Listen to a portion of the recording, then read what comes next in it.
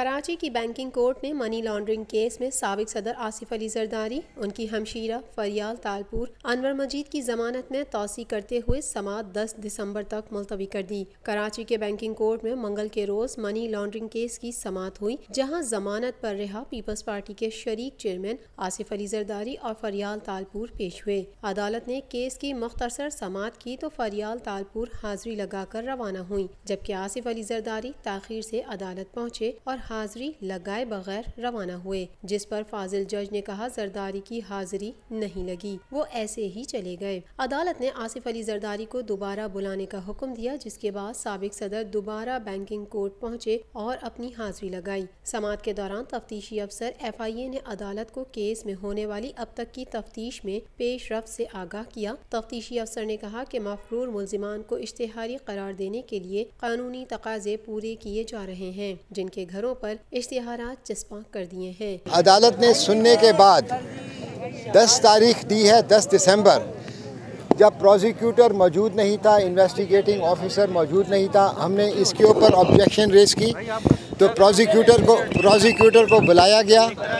उन्होंने एक दरख्वास्त दी कि उनको इजाज़त दी जाए, जॉइंट इन्वेस्टिगेशन टीम को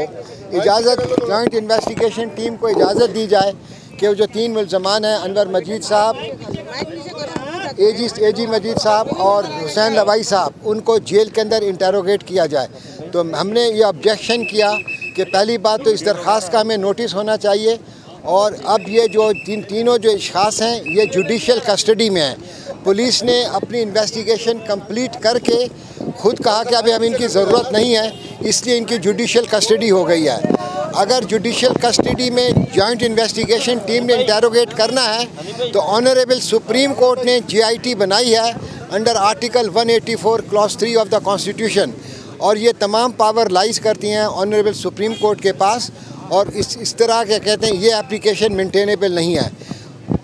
जज साहब ने सुनने के बाद नोटिस इशू कर दिया है और उन्होंने कहा कि जुमेरात को मैं ये पेशी करूँगा, सुनवाई की जाएगी क्या ये एप्लीकेशन मेंटेनेबल है कि नहीं, क्या उनके पास ये पावर है कि वो जो मुल्ज़मान जेल में हैं, जुडिशल कस्टडी में हैं, उनको GIT इंटेरोगेट कर सकती है कि नहीं। तफ्तीशी अफसर का मजीद कहना था कि मुल्ज़िमान की जायदाद की मालूमात के लिए मुतालिका कमिश्नर को खतूत लिख दिए गए हैं, जिसके बाद अदालत ने तफ्तीशी अफसर को ज़ाब्ते की कार्रवाई जल्द मुकम्मल करने की हिदायत की और मफरूर मुल्ज़िमान के नाकाबिल ज़मानत वारंट गिरफ्तारी भी जारी कर दिए। वाज़ेह रहे कि मफरूर मुल्ज़िमान में नसीर अब्दुल्ला, हुसैन लोथा, अदनान जावेद, मोहम्मद उमर समेत 5 मुल्ज़िमान शामिल हैं, जबकि जरदारी और फरियाल तालपुर जमानत लेकर रिहा हो चुके हैं। जाली अकाउंट्स के जरिए मनी लॉन्ड्रिंग की तहकीकात के लिए सुप्रीम कोर्ट की जानिब से तश्कील दी गई मुश्तरका तहकीकाती टीम GIT भी तहकीकात कर रही है और ये केस सुप्रीम कोर्ट में भी ज़ेरे समाअत है। तो ये मैं वजाहत कर दूं कि सिंध गवर्नमेंट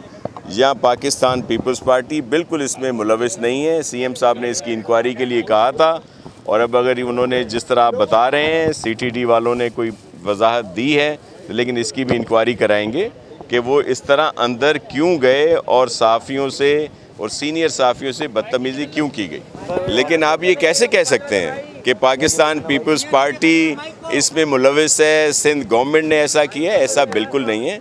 आपको पता है कुछ चीज़ें होती हैं, कुछ मुख्तलिफ इदारे होते हैं, असास इदारे, उनकी वजह से इस तरह की चीज़ें होती हैं। लेकिन मैंने जैसे आपको कहा और यकीन दिलाता हूँ कि इसकी इंक्वायरी कराई जाएगी और जो भी इसमें मुलविस होंगे उन पर सख्त एक्शन लिया जाएगा।